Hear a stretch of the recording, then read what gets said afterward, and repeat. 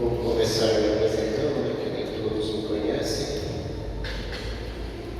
Meu nome é Leandro, eu sou ministro aqui da igreja, na Barra de São Roque. Só falar a idade? Tenho 40 anos, sou casado há 15 anos, tenho 2 filhos. Tenho de 9 anos, que está servindo na celebração agora, e a de 4 anos. Eu fui convidado aqui pelos catequistas para falar um pouco com vocês. É um tema meio complexo, meio difícil.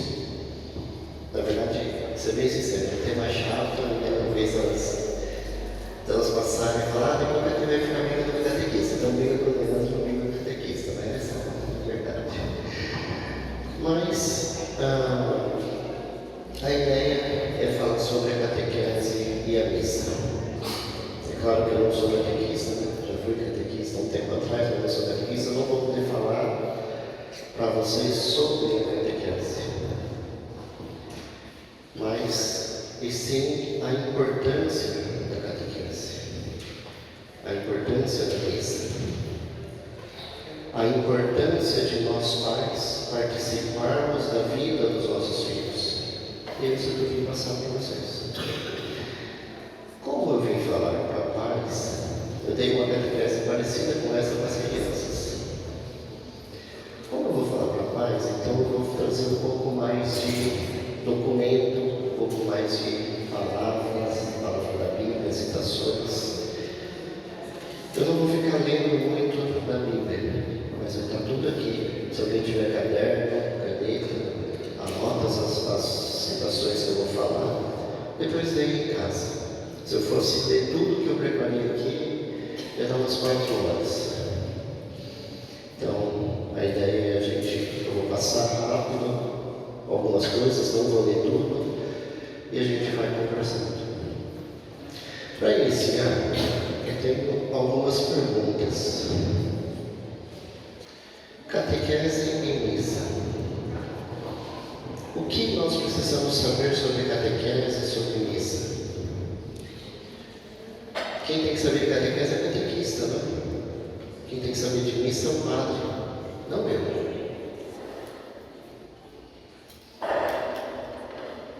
Tem alguma coisa que cabe a mim relacionada à catequese e à missa?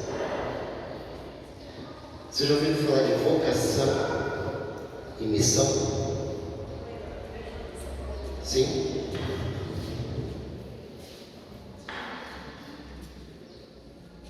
São a mesma coisa?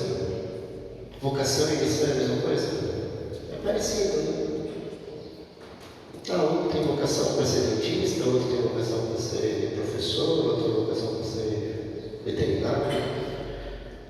E missão? Eu vi bastante gente balançando a cabeça falando que não é a mesma coisa. Então, qual é a diferença entre missão e vocação? Vocês sabem? Se eu parar para refletir, qual é a vocação, a diferença entre missão e vocação? Não é a mesma coisa. E agora eu quero que vocês parem para refletir. Qual é a sua vocação? Você sabe qual é a sua vocação? Podem dialogar comigo, pessoal. Pode balançar a cabeça, assim, não, eu não sou dono da verdade. A ideia é justamente isso. Eu quero ouvir de vocês o que vocês estão concordando. Nós temos que refletir qual é a minha vocação? Qual é a minha missão? Seja sincero, quem já verdadeiramente, não só assim, quem já parou para refletir e meditar essas duas perguntas aqui? Levanta a mão. Qual é a minha vocação? Qual é a minha missão? É sério isso, é muito sério.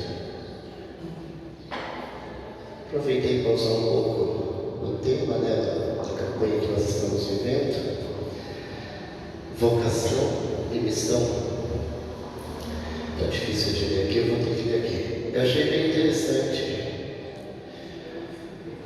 Vocação vem do latim vocare, que quer dizer chamado, ou chamar alguém. Então, vocação é alguma coisa que eu sou chamado, um convite. Deus nos chama. Deus chamou a cada um de nós que estamos aqui. Chamou para quê? A gente vai ver daqui a pouco. E missão, o significado de missão é encargo, incumbência, um propósito, uma função específica que se confere a alguém para fazer algo. É um compromisso, é um dever, é uma obrigação. Ou seja, a missão é quando você pede para alguém fazer alguma coisa. E quando você dá a missão para alguém, essa missão vira uma incumbência, uma obrigação, um dever de fazer algo. Assim, todas as pessoas têm uma vocação e, em consequência disso, uma missão. No entanto, nem todas exercem a sua missão, mesmo tendo sido chamadas por Deus. Resumindo, vocação é o que você é, missão é o que você faz. Todos nós somos chamados por Deus um dia. Quando? Lá no ventre materno. Lá no primeiro segundo da sua existência. Quando uma célula do papai juntou com uma célula da mamãe e aquelas duas células viraram uma única célula. Naquele momento, Deus olhou para você e te chamou. Te amou e te chamou. Te chamou a fazer o quê? Vocês sabem? No livro do Levítico, nós temos essa passagem que fala assim: sede santos, porque eu, o Senhor, sou santo. Na primeira carta de Pedro, ele confirma: antes, como é santo aquele que vos chamou. Quem vos chamou? Deus. Deus é santo. Como aquele que vos chamou é santo, tornai-vos santos também vós, em todo o vosso proceder, pois está escrito: sereis santos, porque eu sou santo. Então, qual é o chamado que todos nós fomos chamados? Qual é a minha vocação? Ser santo. Qual é a vocação de vocês? Serem santos. Ah, mas como que eu vou ser santo? Como que eu vou ser santo? A verdade é, nós não conseguimos. Por nós mesmos é impossível. Somente com a ajuda de Deus isso é possível. Há muito tempo atrás o pessoal achava assim: ah, santo é só para padre, papa, freira, é só esses que podem ser santos, não é? Mas a gente vai ver aqui para frente, logo, várias pessoas que não foram padres, não foram religiosas, e são santos ou estão no caminho da santidade. Então, o chamado a ser santo é universal, é para todos. Todos somos chamados a ser santos. Ah, mas a vocação não é assim. Uns têm vocação para ser padre, outros têm vocação para o matrimônio, não é? Aí é como você vai exercer a sua vocação. Ninguém tem vocação para ser padre, ninguém tem vocação para ser marido ou mulher. A sua vocação, o seu chamado é ser santo. Aí como você vai fazer para ser santo? Aí tem o padre, tem o casado. No nosso caso, não vamos falar dos padres. Qual é a missão do padre? A missão do padre, a gente conversa num outro tema, num outro momento. Mas hoje vamos conversar qual é a nossa missão. Nós, que somos chamados a ser santos no matrimônio, nós temos uma missão. Então eu vou passar esse trecho para a Fernanda, vocês vão falar assim, o Leandro que está tirando isso da cabeça dele. Vamos ouvir uma leitura do livro do Deuteronômio, que fala qual é a nossa missão.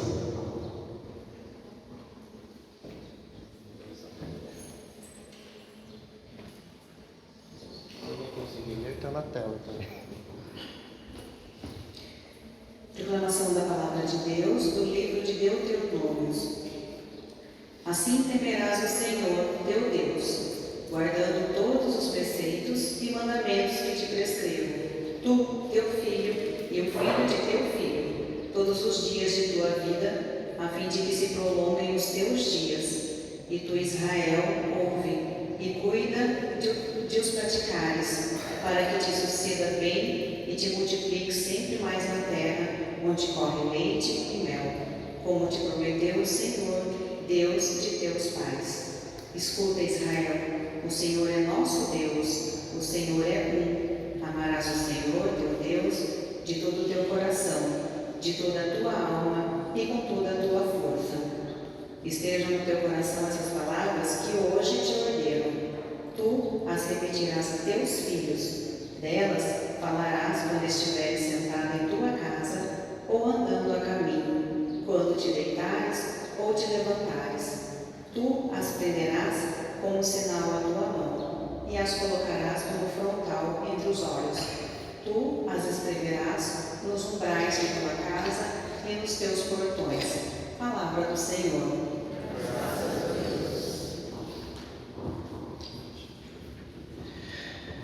Como nós ouvimos aqui, só uma curiosidade.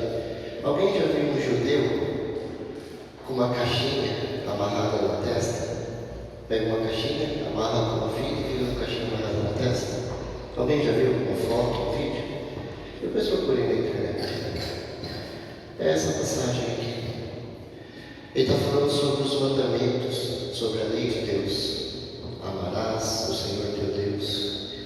E esse mandamento nós devemos cumprir e ensinar. Aqui está falando, ensinarás para os teus filhos e para os filhos dos teus filhos. O que? O mandamento de Deus. Ensine o teu filho a amar a Deus. Nessa tradução, aqui está falando repetirás. Tu repetirás para os seus filhos, ou seja, repete. Mas eu já falei, repete. Só que tem outra tradução da Bíblia que fala outra palavra, fala inculcas.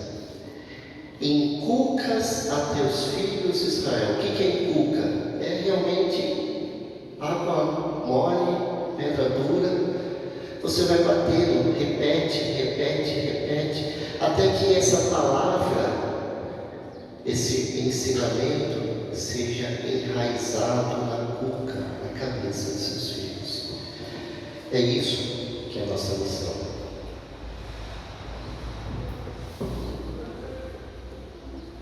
Também tem outra passagem de Provérbios que vem para complementar isso. Vou só focar no último versículo aqui. Ensina a criança, o adolescente, ensina o teu filho quanto ao caminho a seguir, e eles não se desviará, mesmo quando envelhecer. Ensine para o seu filho o caminho da verdade, o caminho de Deus. E isso vai ficar guardado, ele nunca vai esquecer.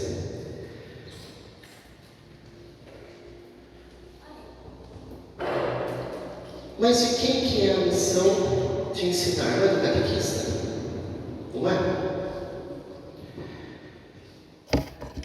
O que tem a ver vocação e missão com catequese? Você está ficando louco, Leandro?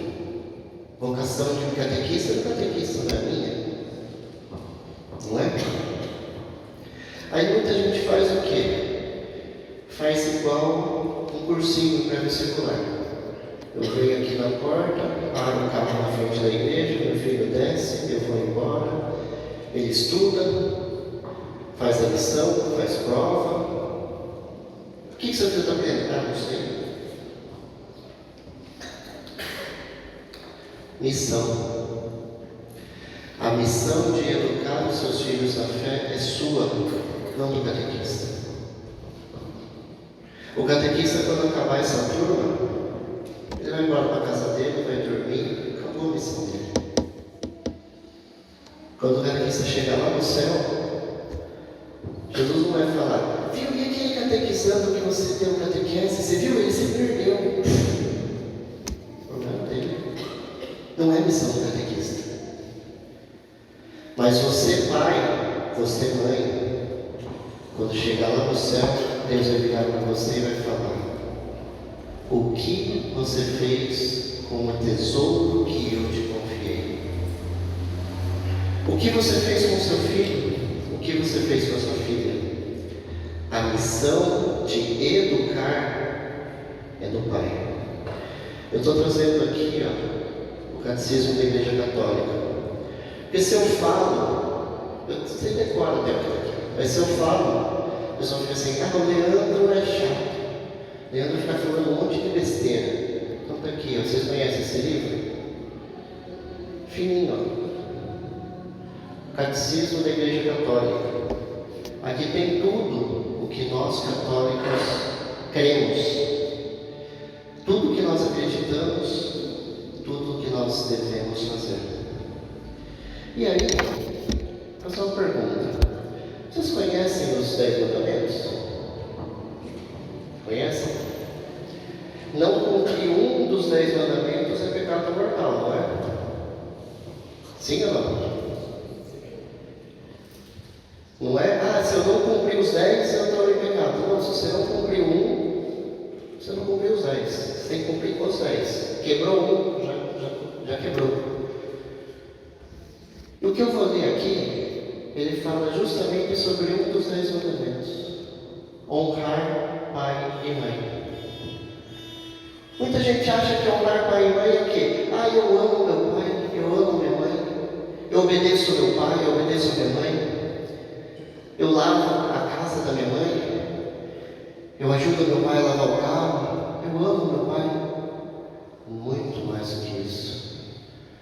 O mandamento do amar pai e mãe é o mandamento da família. Você ama pai e mãe? Você está honrando o seu papel de ser pai? Você está honrando o seu papel de ser mãe? Se você não está honrando, você não está cumprindo o quarto mandamento. E aqui fala, eu vou ler, só para falar aqui na minha cabeça, sobre o mandamento do amar a família, pai e mãe, a natureza da família. A comunidade conjugal está fundada no consentimento dos esposos. O casamento e a família estão ordenados para o bem dos esposos, a procriação e a educação dos filhos.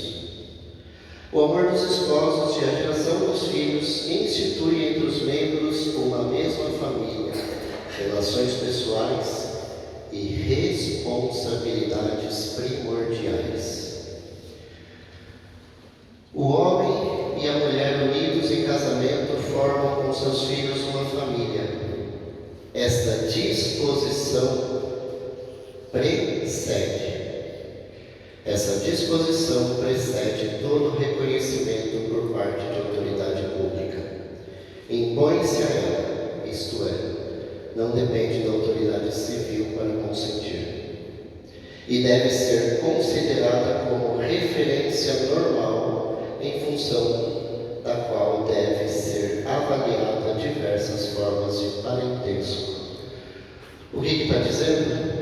Resumindo, que a obrigação, o dever, não é só eu posso, é o dever de educar os seus filhos e seus. Não é do catequista, não é do professor, não é da tia da escola, não é da babá, é dever. Parágrafo 20, 2221. Deveres dos pais. A fecundidade do amor conjugal não se reduz só à procriação dos filhos, mas deve se estender à educação moral e à formação espiritual. O papel dos pais na educação é tão importante que é quase impossível substituí-los. O direito e o dever de educar são primordiais e inalienáveis aos pais, ou seja, não pode passar para outro. Os pais devem considerar seus filhos como filhos de Deus e respeitá-lo como pessoa humana. Educar os filhos no cumprimento da lei de Deus, mostrando a eles os mesmos a obediência à vontade do Pai do céu. Os pais são os primeiros responsáveis pela educação dos seus filhos. Dão testemunha desta responsabilidade, em primeiro lugar, na criação de um lar, na qual a ternura, o perdão, o respeito, a fidelidade, o serviço desinteressado são regras. O lar é um lugar apropriado para a edificação das virtudes. Aonde que começa a catequese? Em casa. A catequese começa em casa. No lar. Resumindo, os pais são os primeiros responsáveis pela educação de seus filhos na fé, na oração e em todas as virtudes. Tem o dever de promover, na medida do possível, as necessidades físicas e espirituais dos seus filhos. Você não dá comida para o seu filho? Você não dá remédio? Você não dá vacina? Para quê? Para o bem físico do seu filho. Você não pensa no bem físico do seu filho? Mas e o bem espiritual? Assim como seu filho precisa comer para crescer, para se desenvolver, seu filho precisa de Deus para alimentar o espiritual dele. Seu filho precisa ouvir de Deus, conhecer a Deus. Seu filho precisa vir à missa. Olha que bonitinhos. Lindos, não? Fofinhos.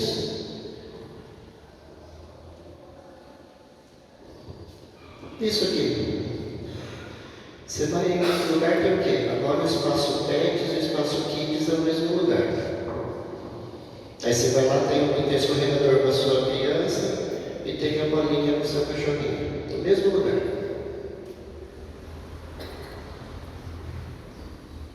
Só que tem um detalhe. Tudo isso aqui, ó, é tudo igual. O que é igual? São animais.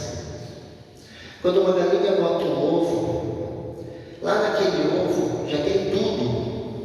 Tudo. Pronto, quem não entendeu, vou repetir de novo. Tudo o que aquele animal precisa para se desenvolver. Dentro do ovo já tem tudo.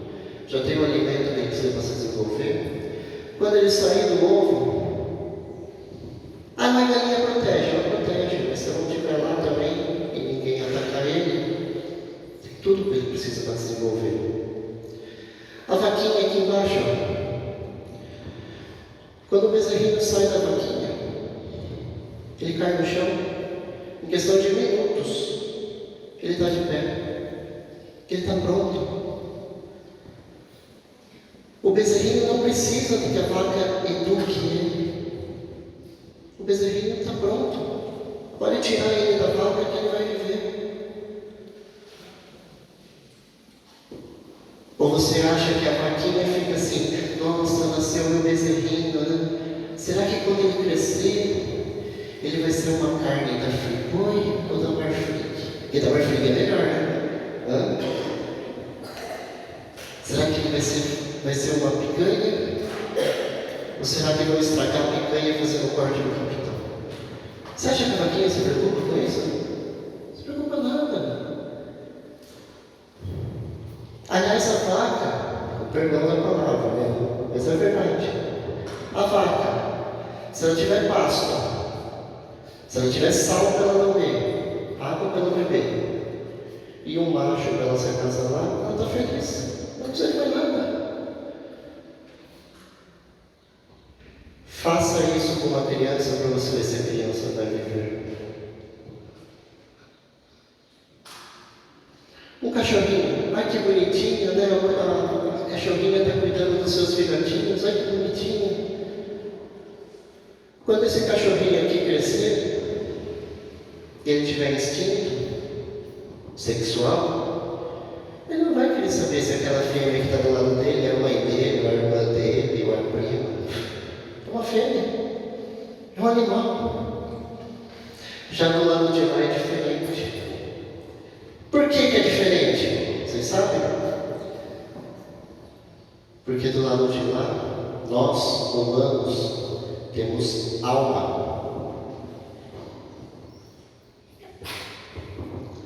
E todo ser humano tem que ser educado. A alma do ser humano tem que ser alimentada.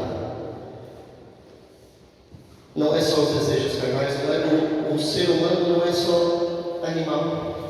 Não é só dar comida e roupa e eu crio o meu filho. Não. Eu tenho que alimentar a alma do meu filho. Como que eu vou alimentar a alma do meu filho? Como?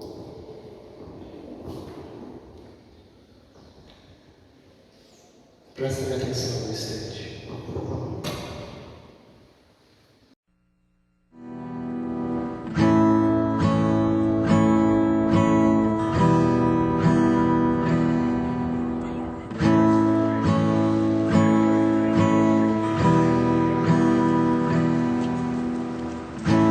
Looks like rain again today. Dark clouds gather and fill the sky. Don't know how to talk to you, just know how to say goodbye.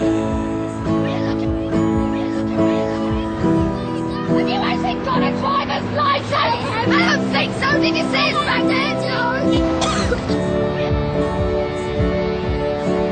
Go back where you came from. Learn to speak English. Go back where you came from. Say the same thing to me.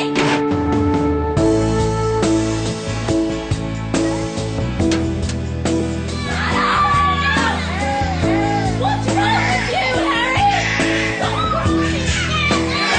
Get over here! You don't want to think! I've had enough of you! I've had enough of you!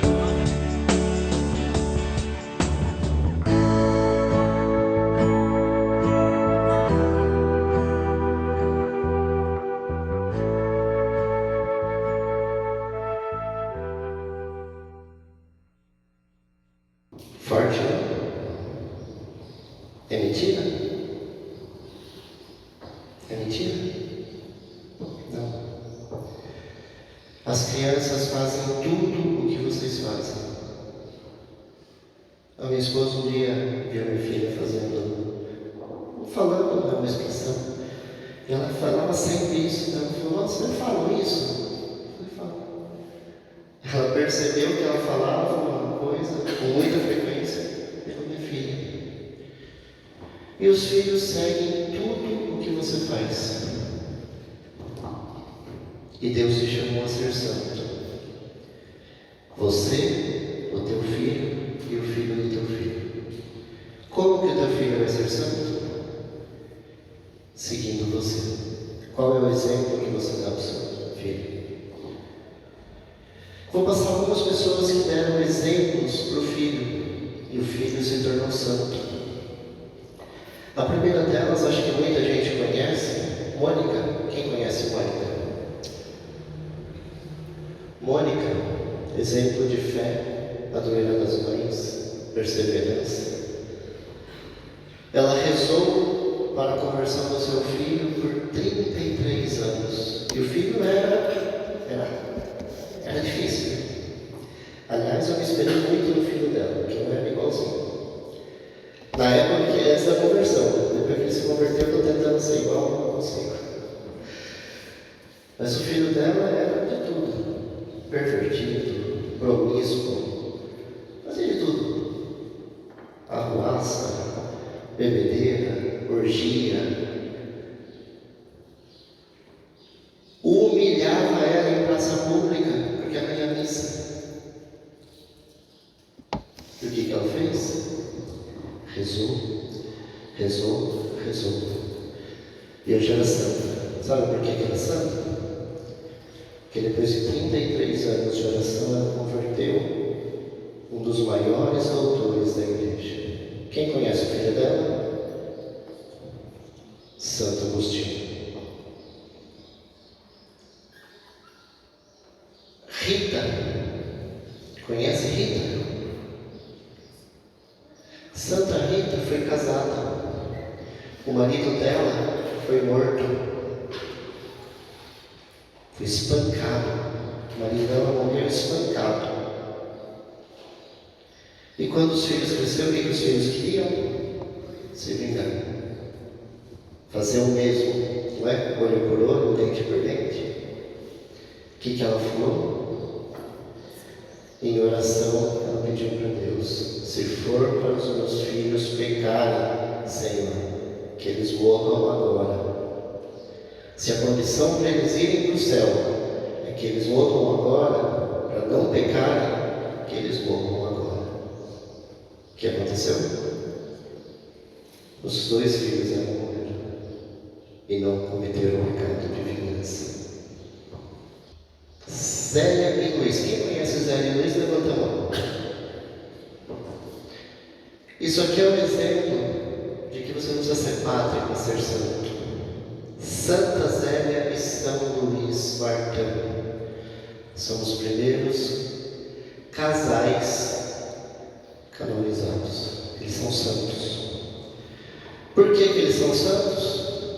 Porque eles souberam viver a sua missão no matrimônio. Que missão? Educar a prole para o céu. Santa Zélia é a mãe de Santa Teresinha do Menino Jesus. Aí muita gente fala: ah, mas Santa Zélia virou santa porque ela era mãe de uma santa. É a maçã que dá a macieira? É a uva que dá a vinha? É Santa Teresinha que é fruta de Zélia, então ao contrário. Santa Teresinha é santa porque teve pais santos, e ela fala isso no seu livro. Eu tive pais mais dignos do céu do que da terra.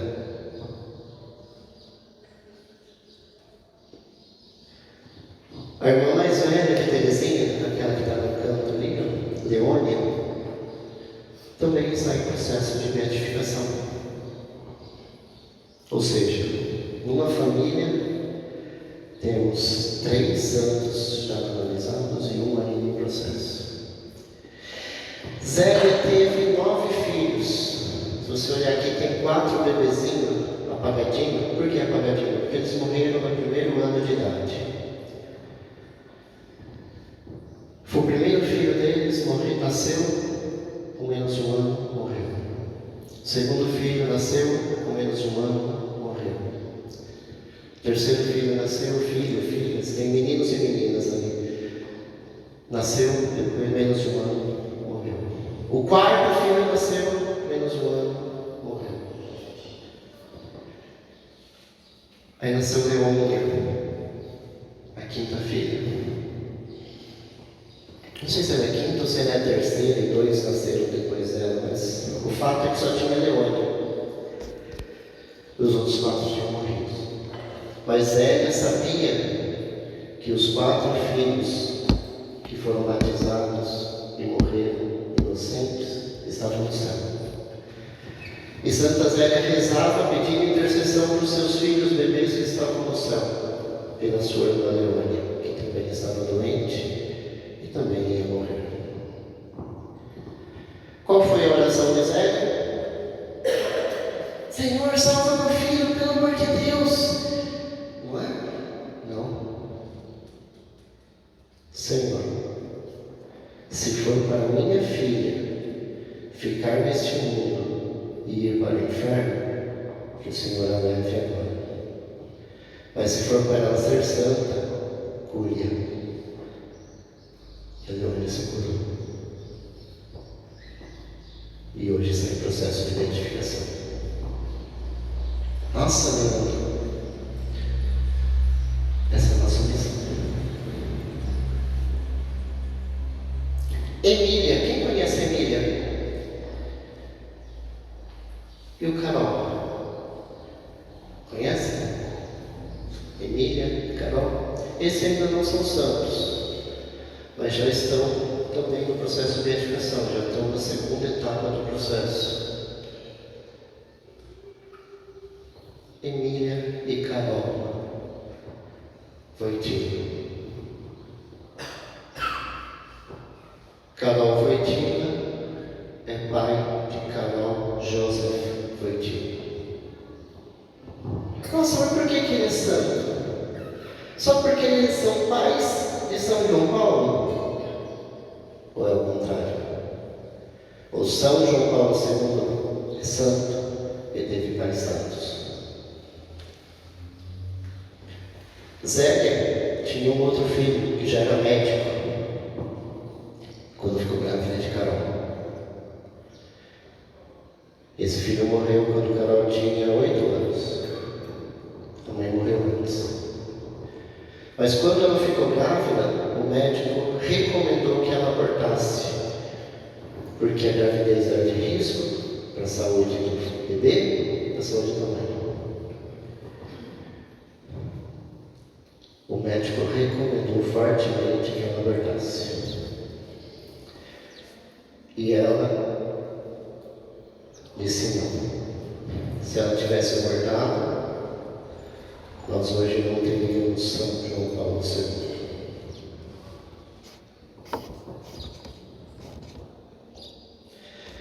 E no leito de morte, sabe que os padres, os bispos fazem orações a cada hora, chamada liturgia das horas. E já no alto grau da sua doença, ele não conseguia mais fazer as orações das liturgias das horas. Mas a última oração dele foi a oração que o Pai ensinou. Ele não tinha mais condições de rezar as completas, mas a oração que o Pai ensinou ele lembrava.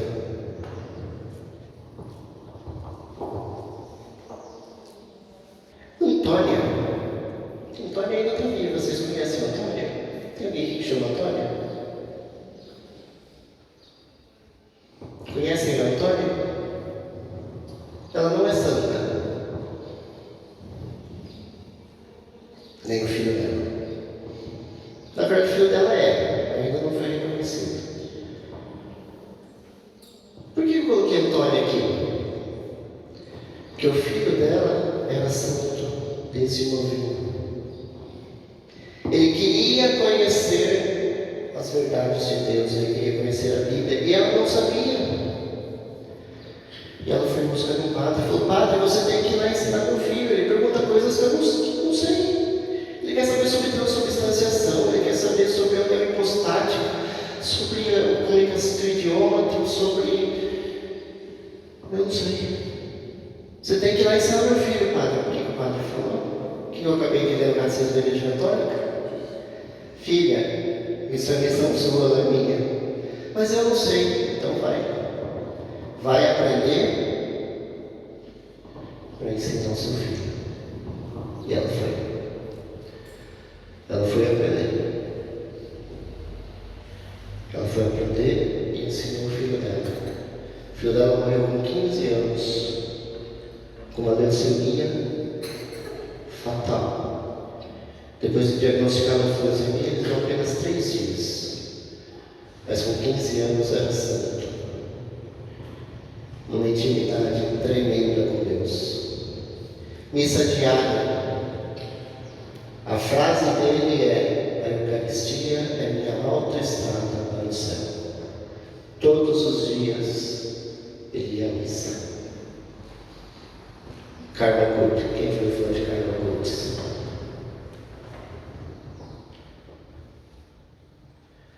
E aí? Como que eu vou conseguir ser santo?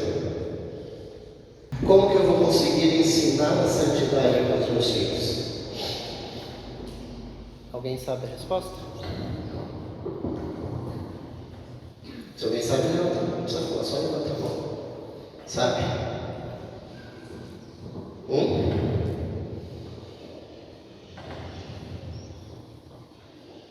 Na missa. É na Santa Missa onde nós escutamos a Palavra de Deus e nos alimentamos para cumprir a nossa missão. Qual é a nossa missão? Ser santo e ensinar a santidade para os nossos filhos. Agora eu vou falar um pouco sobre a missa. Eu tenho uma catequese para as crianças no final da última turma para falar sobre a missa. Essa apresentação sobre a missa eu levei 2 dias, somando tudo deu 2 horas e 16 minutos. Vocês têm mais 2 horas para escutar aí? Sim ou não? Não? Então tá. Vou tentar resumir, tá? Vocês sabem da missa? A missa é dividida em 2 partes. É importante porque muita gente chega só no final da missa e perde a primeira parte. A primeira parte é tão importante quanto a segunda. Temos a liturgia da palavra e a liturgia eucarística. Ah, mas se o senhor chegar na hora do evangelho, eu posso comungar? Você não participou da missa, meu querido. Perdão. Você pode comungar? Pode. Pode. Depois vão reclamar para o padre lá que eu falei que pode, mas pode. Pelo direito canônico você pode comungar. Mas você não participou da missa, saiba disso. Mas quem inventou a missa? Esse cara aqui, ó. Ele inventou a missa. A primeira missa foi ele quem celebrou. Quando ele ressuscitou e encontrou 2 discípulos desanimados que estavam voltando para casa triste porque ele tinha morrido. Você conhece os discípulos de Emaús? Jesus foi seguindo aqueles 2 discípulos e foi durante a história, durante o caminho, contando as passagens da Bíblia. O que Moisés falou, o que os profetas falaram, tudo o que foi profetizado que deveria ser cumprido em Jesus. O que é isso? Liturgia da palavra. Jesus fala conosco. Jesus ensina as Escrituras. Jesus ensina o Evangelho. Jesus fala ao meu ouvido. E quando chegou na cidade de Emaús, Jesus finge que vai passar adiante, os discípulos chamam para ele ficar com ele. Ele senta à mesa, parte o pão. O que é isso? Liturgia eucarística. Jesus Cristo, que celebrou a primeira missa, ele instituiu a missa lá na Santa Ceia, na Quinta-feira Santa. Lá instituiu a Eucaristia. Lá, na verdade, toda a paixão e toda a Páscoa. Santa Ceia, paixão, morte e ressurreição, tudo isso se celebra na missa. E depois que ele se ressuscitou, a primeira missa foi Jesus Cristo que celebrou. Ah, mas a missa é muito demorada, não é? Ah, eu não vou na missa.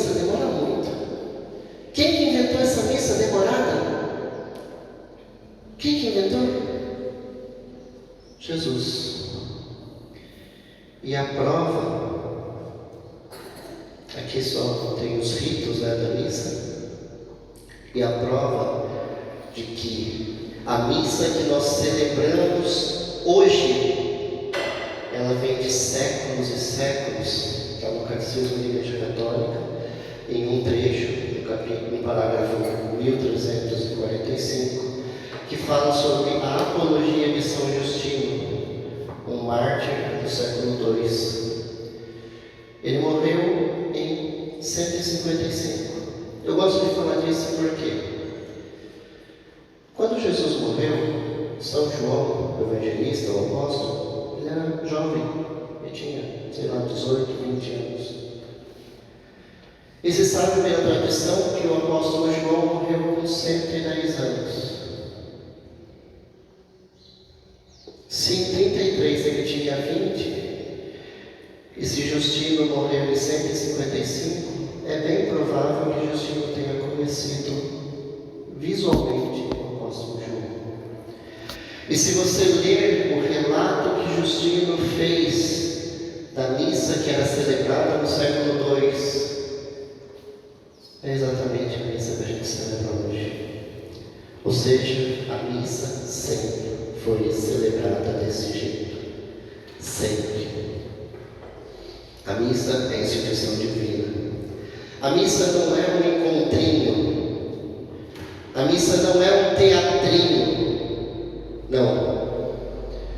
A missa é reviver a paixão, morte e ressurreição de Jesus Cristo.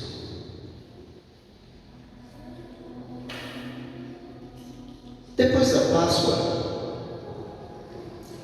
quando termina a Páscoa, recentemente até, nós temos 4 grandes festas. Vocês lembram das 4 festas que a gente teve recentemente? Ascensão do Senhor, Pentecostes, Santíssima Trindade e Corpus Christi. Essas 4 festas, elas nos ajudam muito a entender a importância da missa. A missa foi instituída por Jesus, como eu falei lá na Páscoa. Mas essas festas, se você meditar e refletir essas 4 festas, nós vamos entender a importância da missa. Na ascensão do Senhor, Jesus fala que ele vai subir, que é importante que ele suba. Por que é importante que ele suba? Porque a gente sempre lê no Evangelho o quê? Jesus estava na Galileia, não é? Jesus estava a caminho de Jericó para Jerusalém. Ou seja, se Jesus estava no caminho de Jericó para Jerusalém, Jesus estava aqui no Brasil? Não. Jesus estava no Egito? Não. Então, era importante que Jesus subisse aos céus, por quê?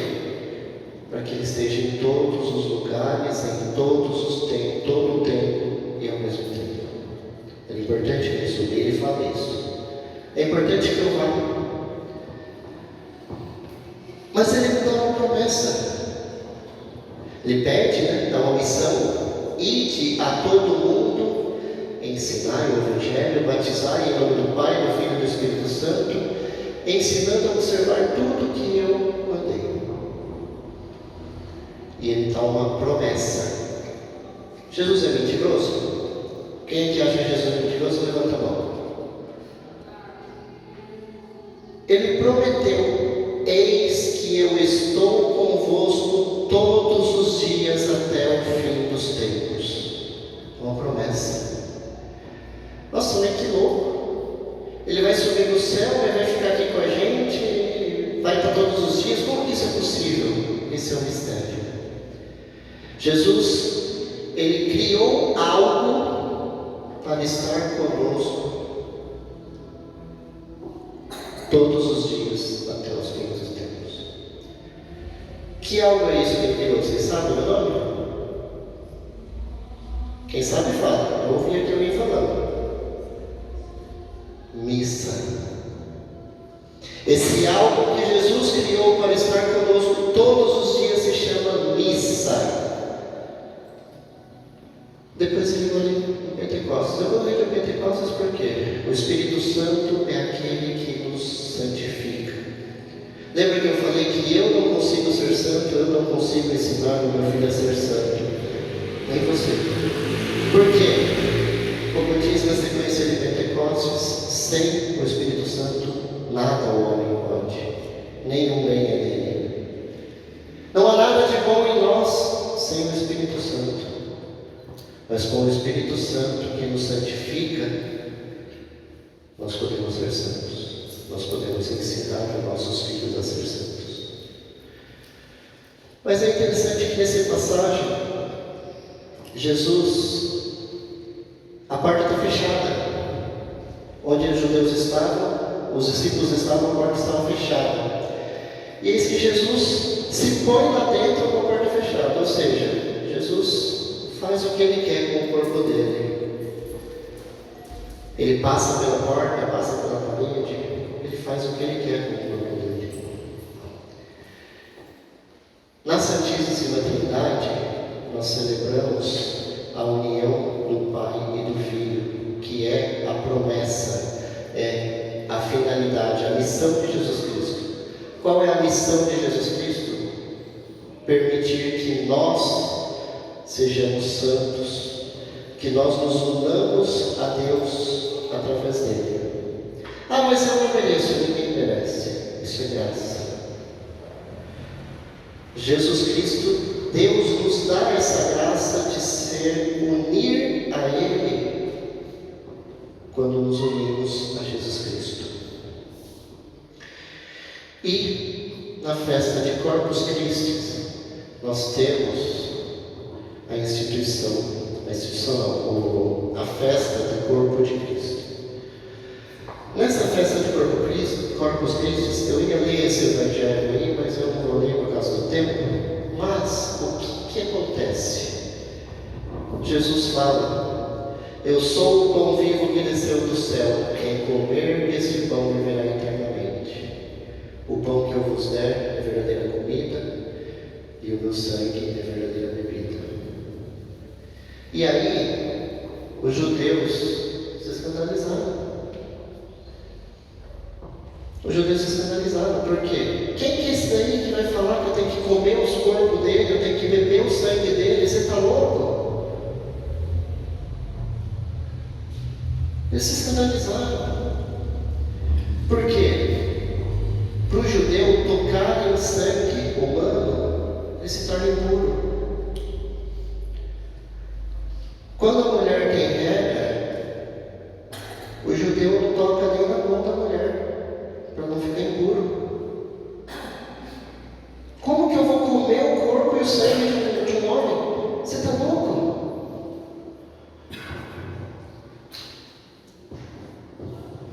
E aí, eu vou voltar a falar sobre isso daqui a pouquinho. Na festa de Corpus Christi, nós celebramos e vivemos que aquela aparência de pão, aquela aparência de vinho, não é pão e não é vinho. Nós celebramos um mistério chamado transubstanciação. O que é essa transubstanciação? É um milagre.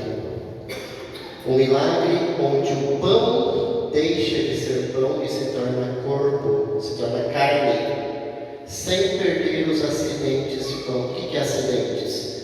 Cor, forma, textura, aparência, gosto. Isso é acidente. O pão troca de substância de pão e vira substância de carne, mas mantém os acidentes de pão. E o vinho troca a substância de vinho e se torna a substância sangue de Cristo, mas mantém os acidentes de vinho. Cheiro, gosto, textura. Isso é um milagre. E para explicar esse milagre, nós nós temos o capítulo 6 de João inteiro. O capítulo 6 do Evangelho de João, ele é um divisor de águas para nós. Porque se você olhar o capítulo 6 de João, primeiro, no capítulo 2 de São João, o que Jesus faz? Transforma a água em vinho. Então mostra o que Jesus pode fazer o que quiser com a matéria. No capítulo 6, o que acontece no capítulo 6? No começo do capítulo 6, ele multiplica os pães. Tinha lá 5 pãezinhos, 2 peixinhos. O que ele fez? Alimentou 5.000 homens, sem contar mulheres e crianças, e comeram à vontade, e sobrou 12 cestos de pão. O que Jesus fez? Eu sou Deus, eu faço o que eu quero com o pão. Quando terminou a multiplicação dos pães, o que aconteceu? Os discípulos foram para o outro lado do lago e Jesus ficou rezando. E de noite, Jesus foi encontrar os discípulos no mar. Jesus andou sobre as águas. O que Jesus mostrou com isso? Eu faço com o meu corpo o que eu quero. Eu faço com a água o que eu quero, porque eu sou o Senhor da matéria. Eu sou Deus. Depois que Jesus chegou do outro lado, ele dá esse discurso longo do pão da vida. Nesse discurso do pão da vida, foi aí que o pessoal falou: não, está errado. Está errado. Jesus pregava para multidões, mas depois desse discurso do capítulo 6 de São João, milhares foram embora. Os discípulos, que eram milhares, ficaram apenas 72. Judas decidiu trair Jesus nesse momento, não foi lá na Páscoa.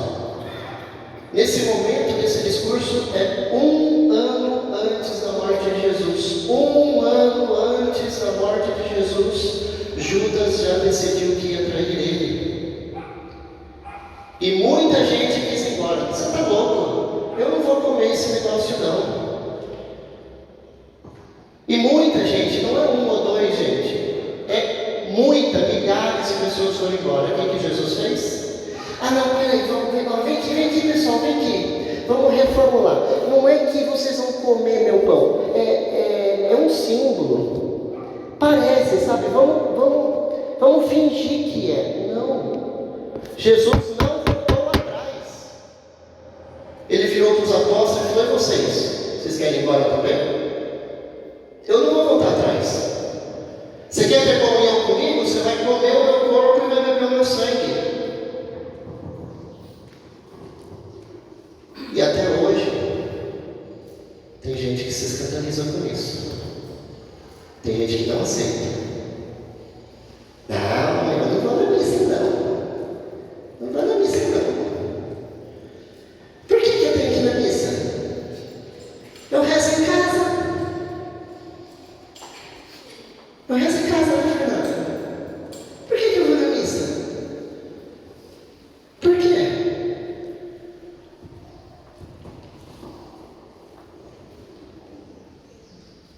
Eu posso rezar em casa.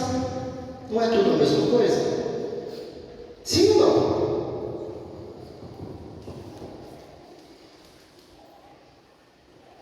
No capítulo 6 também Jesus fala assim: se vocês se escandalizaram por eu falar de comer o meu corpo e o meu sangue, imagine quando vocês verem o meu corpo voltar para onde eu estava.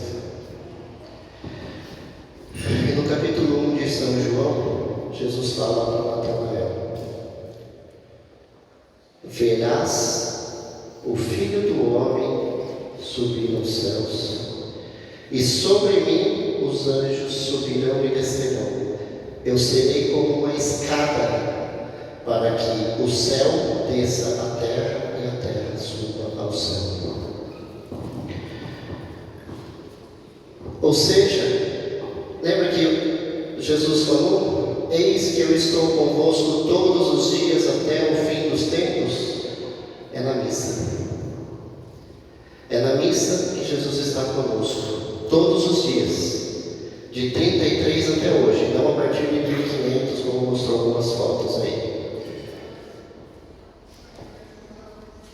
Só que por que eu tenho aqui na missa? Eu não rezo, eu sou bom. Eu faço caridade, eu dou comida para os pobres, eu dou roupa, eu ajudo os outros, eu dou dízimo, eu rezo todos os dias. Por que é preciso ir na missa? Porque eu não sou Deus. E tudo que eu faço de bom eu não tenho força de levar para o céu. Para que eu consiga fazer com que minhas boas obras cheguem ao céu, eu preciso ir à missa. Porque é na missa que Jesus, sendo essa escada, os anjos descem através de Jesus, vem até nós, coleta nossas boas obras, as nossas orações, as nossas preces e leva para Deus. Senão tudo que a gente faz de bom é filantropia. É bondade? É, mas não é santidade. Tudo que eu faço de bom eu tenho que dar para Deus. É como o Dia dos Pais. Quem é pai aqui vai saber. No Dia dos Pais, seu filho vai te dar um Castor Barba de presente. Você vai ficar feliz ou não vai? Vai. Quem que pagou esse Castor Barba? Foi você. Mas você é louco. Você pagou. Ele está te dando um presente que você pagou e você está feliz. Sim, e assim é Deus. Tudo que a gente faz de bom é graça do Espírito Santo. Vem de Deus. Tudo que você fez de bom não é obra sua, é obra de Deus. E você vem à missa para devolver para Deus o presente que Ele te deu, que não é seu. E é na missa que a gente entrega para Deus o que Ele nos dá. Eu vou mostrar agora um videozinho rápido, que vai mostrar tudo isso que eu te falei. Quando a gente vai na missa, não é para ficar dormindo, não é para ficar olhando no relógio. Quando você vai na missa, é para você apresentar para Deus tudo que você tem, tudo que você fez, as suas lágrimas, as suas alegrias, a sua oração, a sua prece, a sua intercessão. E os anjos, todo mundo aqui tem um anjo da guarda, e o seu anjo da guarda vai levar para Deus. Quando o padre fala assim: oremos, irmãos e irmãs, para que o meu e o vosso sacrifício seja aceito por Deus Pai Todo-Poderoso, nós rezamos o quê? Recebei, Senhor, por vossas mãos esse sacrifício, para a glória do seu nome, para o nosso bem e pela Santa Igreja. Essa oração que a gente faz, nós estamos enviando tudo isso para o nosso anjo. E a gente vai ver nesse vídeo. O anjo da guarda coleta tudo nesse momento e leva para Deus. E só um parênteses. Lembra que eu falei de Emília que não quis abortar? Quando muita gente está falando em questão de aborto, um monte de célula, não sei o quê, preste atenção, que eu falei que cada um tem um anjo da guarda, mas tem uma pessoa nesse vídeo que tem 2 anjos da guarda. Prestem atenção nisso.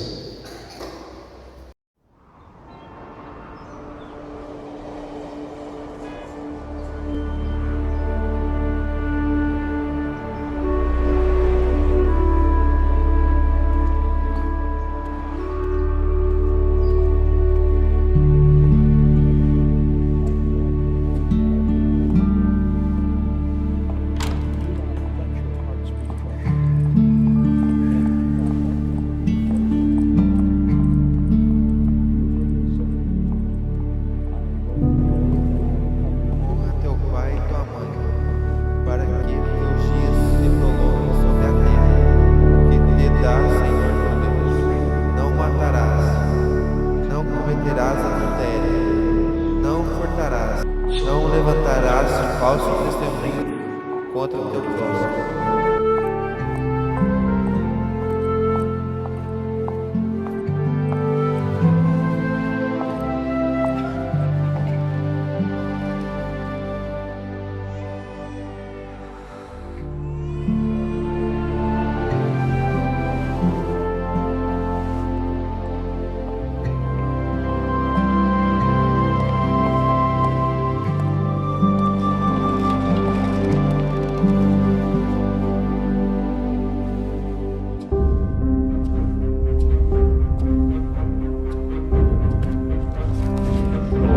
Jesus veio, tua fé te salvou.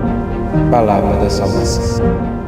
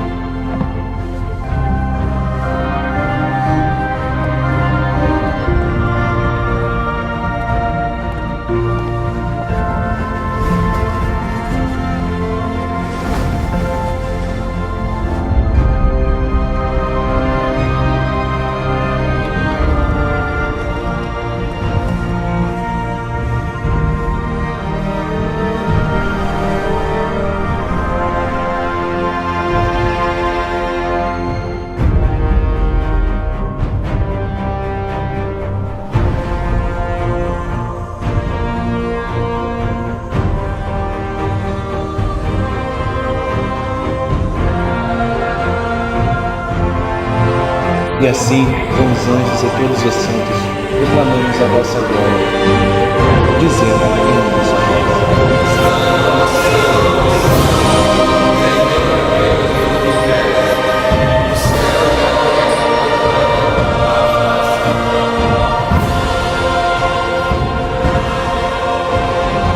corpo e sangue de nosso Senhor Jesus.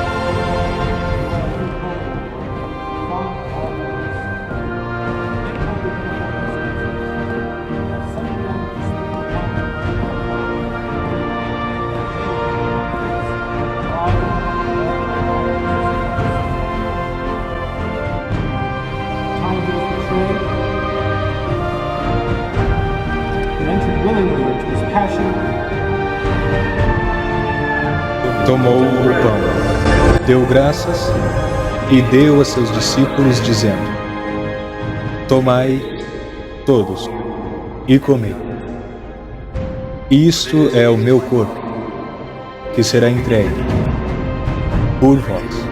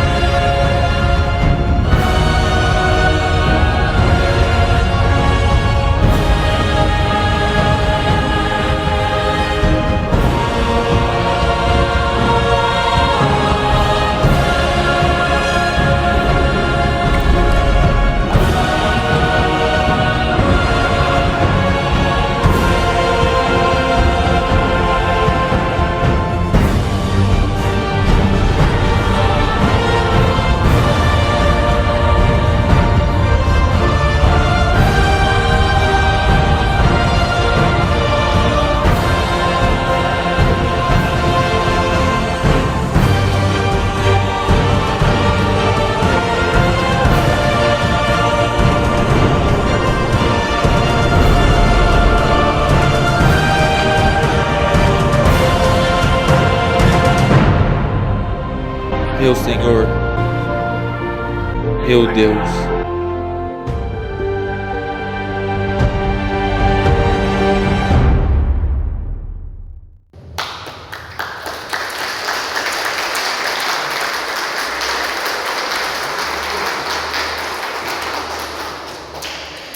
Não temos tempos para pergunta, mas eu gostaria muito, se alguém tiver pergunta, se alguém tiver dúvida, manda para os catequistas e a gente vai responder na medida do possível. Gostaria muito de receber muitas perguntas. É sinal que vocês prestaram atenção, que vocês gostaram. Muito obrigado pela presença e pela atenção de todos. Que Deus abençoe.